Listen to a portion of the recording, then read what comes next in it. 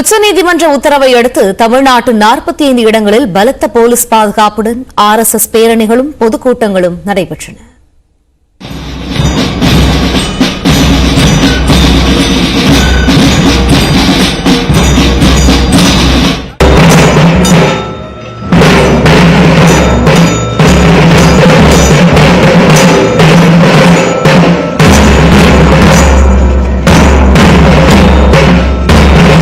கடந்த ஆண்டு அக்டோபர் 2ஆம் தேதி காந்தி ஜெயந்தி அன்று தமிழ்நாட்டில் 50 இடங்களில் பேரணி நடத்த RSS அனுமதி கோரியது.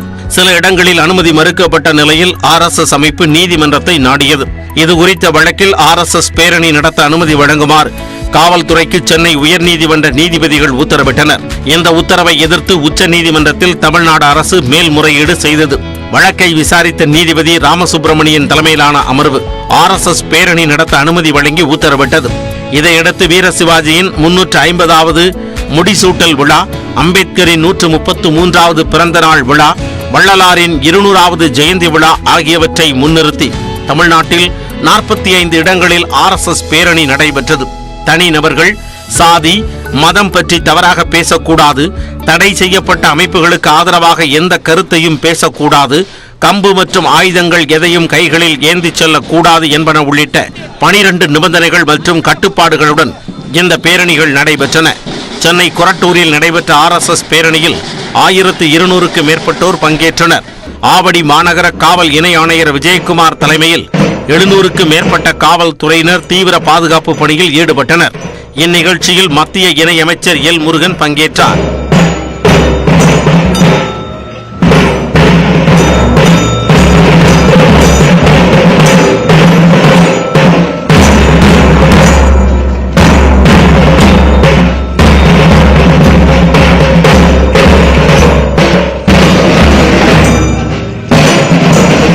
இதேபோல் சென்னை ஊரப்பாக்கத்திலும் பிரம்மாண்ட அளவில் RSS பேரணி நடைபெற்றது. இதில் RSS அமைப்பைச் சேர்ந்தவர்கள் உறுதிமொழி ஏற்றபின் ஊர்வலமாக சென்றனர்.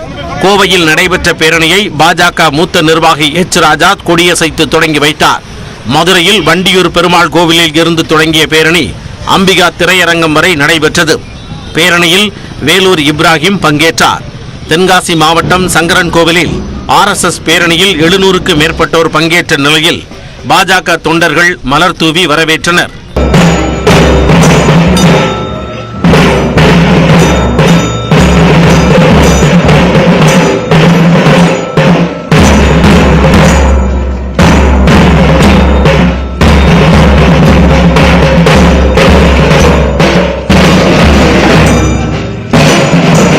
திருச்சி மரக்கடை எம்ஜிஆர் சிலையில் இருந்து 1000ற்கு மேற்பட்ட காவல்துறையினர் பாதுகாப்புடன் RSS பேரணி நடைபெற்றது. சேலம் மாநகர் பாண்டுரங்கன் கோவில் தெருவில் இருந்து RSS மாநில தலைவர் குமாரசாமி தலைமையில் பேரணி தொடங்கியது. 3 கிலோமீட்டர் வரை நடைபெற்ற இந்த பேரணியில் 350ற்கு மேற்பட்ட போலீசார் பாதுகாப்பு பணியில் ஈடுபட்டனர். வேலூர் சலவன்பேட்டையில் RSS பேரணியை 3 மாநில சேவா தள அமைப்பாளர் பத்மகுமார் தொடங்கி வைத்தார். கன்னியாகுமரி மாவட்டம் நாகர்கோவிலில் நாகராஜா திடல் பகுதியில் இருந்து புறப்பட்ட RSS ஊர்வலம் வேப்பமூடு சந்திப்பு செட்டிகுளம் வழியாக இந்து கல்லூரி மைதானத்தில் நிறைவடைந்தது.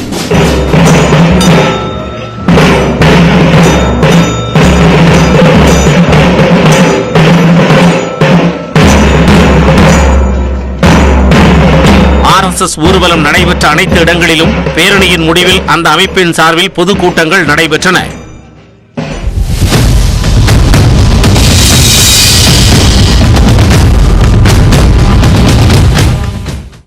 குடும்ப தலைவிகளுக்கு மாதம் 2000 ரூபாய், அனைத்து குடும்பங்களுக்கு மாதம் 200 யூனிட் மின்சாரம் இலவசம் உள்ளிட்ட 4 முக்கிய வாக்குறுதிகளை ராகுல் காந்தி அறிவித்துள்ளார். இதுகுறித்து தனது பேஸ்புக் பக்கத்தில் பதிவிட்டுள்ள ராகுல் காந்தி, பாரத் ஜோடோ யாத்திரையின் போது கர்நாடக அரசியல் நிலவரத்தையும் மக்களின் வலியையும் உணர்ந்து குருகலட்சுமி, குருகஜோதி, அன்னபாக்யா, யுவநிதி ஆகிய புதிய திட்டங்களை வாக்குறுதிகளை அறிவித்துள்ளார். குருகலட்சுமி திட்டத்தில் அனைத்து குடும்ப தலைவிகளுக்கும் மாதம் 2000 ரூபாய் வழங்கப்படும் என அறிவிக்கப்பட்டுள்ளது. கிருஹஜோதி திட்டத்தில் அனைத்து குடும்பங்களுக்கும் மாதம் 200 யூனிட் மின்சாரம் இலவசமாக வழங்கப்படும் என தெரிவிக்கப்பட்டுள்ளது. அன்னபாக்யா திட்டத்தின் மூலம் ஏழை குடும்பங்களுக்கு மாதம் 10 கிலோ அரிசி இலவசமாக வழங்கப்படும் என்றும், யுவநிதி திட்டத்தில் வேலையில்லா பட்டதாரிகளுக்கு மாதம் 3000 ரூபாய் வழங்கப்படும் என அறிவிக்கப்பட்டுள்ளது. மாநிலத்தில் பாஜகவின் 40% கமிஷன் அரசாங்கத்தின் தவறான செயல்களை இந்த 4 திட்டங்கள் மாற்றும் என்று ராகுல் காந்தி நம்பிக்கை தெரிவித்துள்ளார். கர்நாடகாவில் மீண்டும் பாஜக ஆட்சியை அமைக்கும் என தமிழக பாஜக மாநில தலைவர் அண்ணாமலை தெரிவித்துள்ளார். BJP is very clear. We want to come back to power with a large majority of our own, crossing 130 plus seats. That is our work which we will do. Once we cross 130, nothing matters. How much vote JDS got doesn't matter. How much Congress is getting doesn't matter. Once we cross 130. So we will cross 130 with the Ashirvadam of Karnataka people. மதுபான கொள்கை ஊழல் வழக்கு தொடர்பாக டெல்லி முதலமைச்சர் அரவிந்த் கெஜ்ரிவாலிடம் பல மணி நேரம் CBI விசாரணை நடத்தியது. டெல்லியில் அரவிந்த் கெஜ்ரிவால் தலைமையிலான ஆம் ஆத்மி ஆட்சி நடைபெற்று வரும் நிலையில் 2021ஆம் ஆண்டு புதிய மதுபான கொள்கை அமல்படுத்தப்பட்டது. அதன்படி 849 தனியார் நிறுவனங்களுக்கு மது விற்பனை செய்ய உரிமம் வழங்கப்பட்டது. இதில் முறைகேடுகள் நடந்ததாக புகார் எழுந்த நிலையில் அப்போதைய டெல்லி துணை முதலமைச்சர் மணிஷ் சிசோடியா வீடு உட்பட 21 இடங்களில் சிபிஐ அதிகாரிகள் சோதனை நடத்தினர். தெலுங்கானா முதலமைச்சர் சந்திரசேகர ராவின் மகள் கவிதா உள்ளிட்ட பல்வேறு பிரபலங்கள் விசாரணை வலயத்துக்குள் கொண்டு வரப்பட்டனர். இதனிடையே மணிஷ் சிசோடியாவை சிபிஐ அதிகாரிகள் கடந்த பிப்ரவரி மாதம் கைது செய்தனர். அவரிடம் மேற்கொண்ட விசாரணையின் அடிப்படையில் டெல்லி முதலமைச்சர் அரவிந்த் கெஜ்ரிவாலை நேரில் ஆஜராக சிபிஐ சம்மன் அனுப்பியது.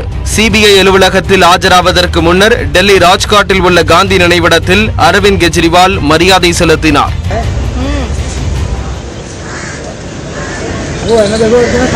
அதைத் தொடர்ந்து சிபிஐ அலுவலகத்தில் முதலமைச்சர் அரவிந்த் கெஜ்ரிவால் ஆஜரானார். முன்னதாக வீடியோ வெளியிட்ட கெஜ்ரிவால் பாஜக உத்தரவிட்டால் சிபிஐ தன்னை கைது செய்யும் என்றார்.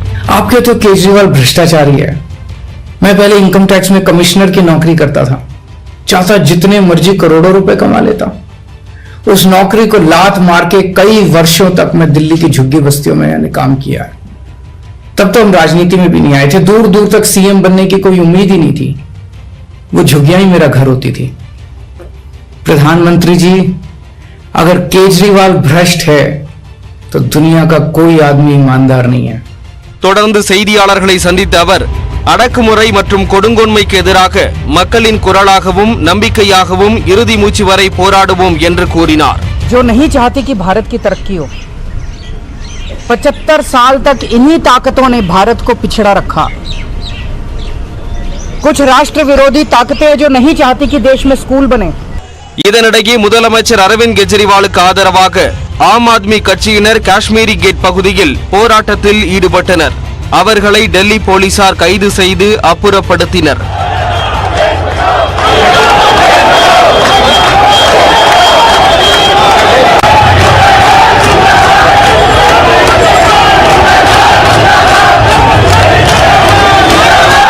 மதுபான கொள்கை வழக்கில் முன்னாள் துணை முதலமைச்சர் மணிஷ் சிசோடியா, பண மோசடி வழக்கில் முன்னாள் அமைச்சர் சத்யேந்திர ஜெயின் என ஆம் ஆத்மியின் முக்கிய பிரமுகர்கள் சிறை தண்டனை அனுபவித்து வரும் நிலையில் முதலமைச்சர் வரை சிபிஐ விசாரணையை விரிவுபடுத்தியுள்ளது அரசியல் முக்கியத்துவம் பெற்றுள்ளது. இதனிடையே அரவிந்த் கெஜ்ரிவாலை சிபிஐ விசாரித்ததற்கு எதிர்ப்பு தெரிவித்து ஆம் ஆத்மி கட்சியினர் பஞ்சாப் மாநிலம் அமிர்தசரஸில் ஆர்ப்பாட்டம் நடத்தினர். पार्टी